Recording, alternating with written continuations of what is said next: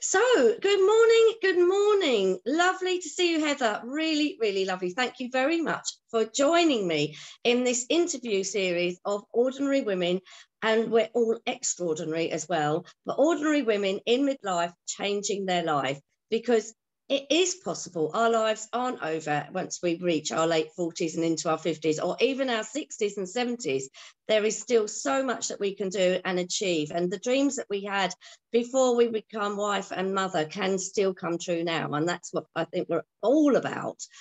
So my name is Moira Doherty. I am the midlife business guru and founder of the WOWS Collective, which is Wonderful Older Women Succeeding. And my vision, mission, everything, passion in life is to inspire and help women in midlife to change their life and become the woman they want to be. So Heather, tell us a little bit about you and your inspirational story. Yes, first of all, good morning and thank you for having me here. So yeah, I'm Heather Caddick and I'm a body confidence coach, helping women to stop dreaming about having that perfect body and to love the one they've got. And I fell into this because I come from a background of having a poor body image. I hated myself.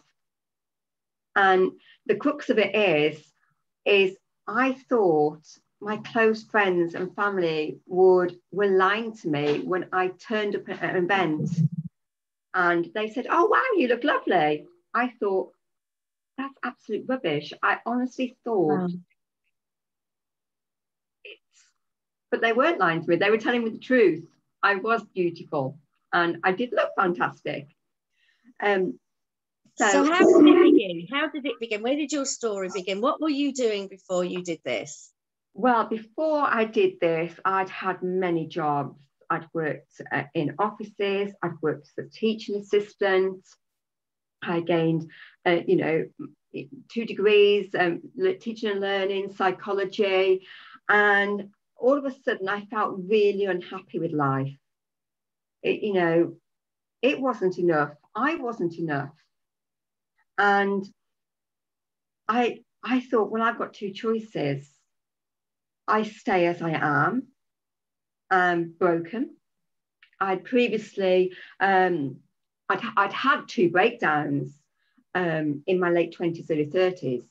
And I thought I'd go back there or I really dig deep and I change. So that's when I started to dig deep and started to change. And I realized, well, actually, it wasn't my friends that were lying to me. It was me that was lying to me. I was lying to myself by telling myself a whole load of lies. I was telling myself I was ugly. I was telling myself I wasn't enough. I was telling myself I was unlovable. And because I was telling myself I was unlovable, I was falling into the wrong relationships. Yeah. No surprise. And the more I dug and the more I worked on my mindset, my psyche, I realized, holy shit, I'd got a serious body image issue. And I've now traced it right the way back to my late teens, early 20s. Wow.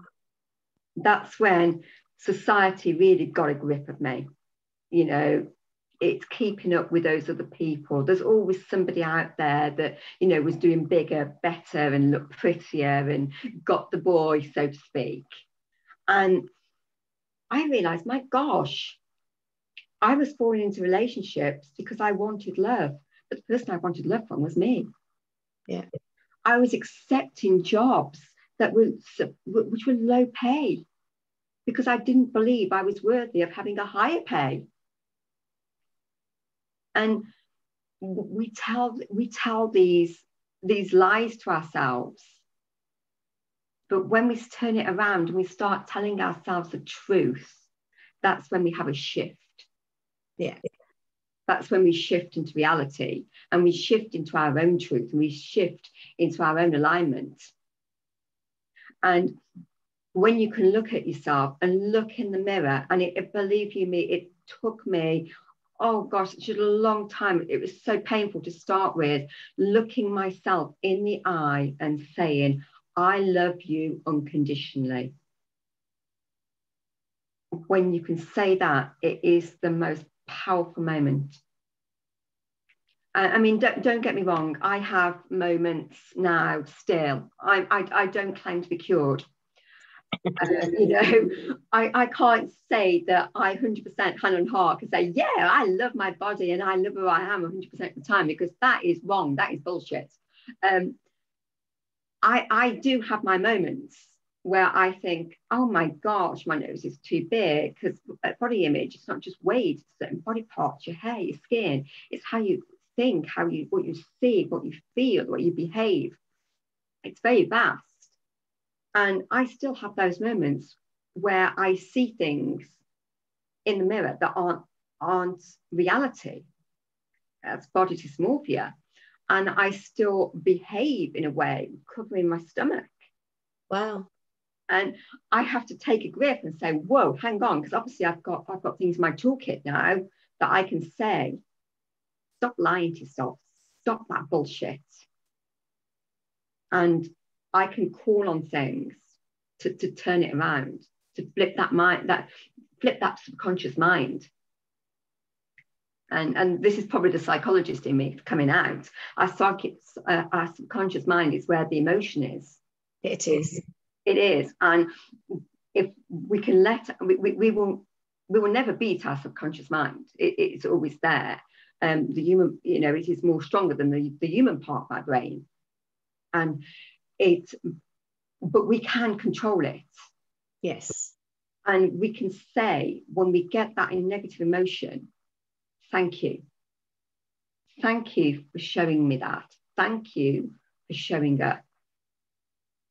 And by thanking it, you're acknowledging it. And then it'll quieten down. And then you can flip it into a more positive emotion. Yeah. And when you learn how to do that, you are on the pathway to opening your world up. It's very much, I speak to women all day, every day, obviously. And so many women say to me, I feel invisible, I've become invisible. And it's your mindset. We can be, do and have whatever we want to be, but we will only achieve what we tell ourselves we can. That's it. And so mindset is absolutely everything. And I think that it's getting the word out there that you're not past it, you're not too old, you can learn things, you can change your life about, you don't have to live in poverty, you don't have to hate yourself, all of these things all the time. And the only way to do it, though, is, and so many women that I've interviewed in this series have said, you've got to surround yourself with other like-minded women. And it is, our family and friends are great, but sometimes, particularly if you're starting a business and you want to be an entrepreneur and make yourself financially free, you have to surround yourself with other like-minded women. Otherwise, it's too hard. Oh, absolutely. And of course, when we get into, like, you know, our mid-40s, we're perimenopausal, we go on to the menopause, and we've got hormones rushing around in our bodies, doing all sorts of things. And, you know, we've also got the body changes as well. And if you're not careful, that is going to, you can slide away into what society says. So surrounding yourself with these people that are positive, have got this positive mindset, and, you know, you're cheerleaders. Yeah. You know, we've all done great things in our lives. And just because society says you're in your 40s and beyond, you're worth this, that is absolute, I'm sorry, but that is another one of these lies. It's bullshit. We've all achieved greatness. Yeah. And, you know, just take a moment, if we all just take a moment to write down everything that we've achieved in life so far, it's going to be like, it's wow. It is. It's amazing. It's absolutely amazing. And, you know, if you get a low ebb, and, you know, you can call on that. If you've got it wrote down, you've got it there in front of you, you can call on that. Yeah, absolutely. I say, well, actually, I've achieved a lot in my life. I'm going to achieve a lot more. You know, defy what society says. Nobody wrote that book. Whoever wrote that book, I'm sorry, must be a man, because it's rubbish. It's bullshit. So what is your advice before we finish today, Heather? And I love the fact that you've openly said that you just really hated yourself almost, that you just, you know, really found it hard to find anything that you liked about yourself, and therefore you kept falling into dreadful relationships and things like that. And that's what we attract. If that's what we think, that's what we attract. So what would be your advice? Because I know there's so many women out there who think their life is over. You know, they've gone through the menopause, or they're going through the menopause. They feel lined and wrinkly, they feel fat, or whatever it is that they're feeling. They feel stuck. They feel that they can't actually create a new life for themselves. What is your advice to anybody out there that's feeling that? Well, first of all, they can do that list of achievements. That's the first thing. Second thing is watch your self-talk, especially, you know, because this can go through a generation thing. Yeah. So watch your self-talk. Watch how you're speaking to yourself. And if you think actually, you know, you're calling yourself one, you know, ugly or fat or whatever it is, just stop for a moment and just check that lie. And just flip the switch. Just watch that self-talk. Because it's so powerful when you flip that around to something, and thank it. As I said, thank you for showing up. Just monitor your own self-talk. And the other thing to do is make the mirror your friend. Instead of looking in the mirror and feeling, seeing, thinking and behaving in certain ways, make that mirror your friend. And use it to talk lovingly about yourself. And as I said, that'll be hard at first, but it comes. And when it does come, it's powerful. So, it is. And that's really good advice. That's really good advice, because it's also easy for us to look in the mirror and go, oh, look at those wrinkles. Oh, look at that. Oh, dear. Oh, my hair looks a mess, and all that sort of thing. But look at yourself in the mirror and go, wow, I'm amazing. There. And especially with the changes that are going on in our bodies, you know, thank those parts. But what can they do for you? Your stomach, it digests food for you. Where would you be without that? You know, your face, think about your senses. If your nose is too big, too small, your mouth is too wide, too thin. Well, actually, what does it do? You can taste food. You can smell, you know, go out in nature and smell the beautiful flowers. Think about what it gives you rather than the negative.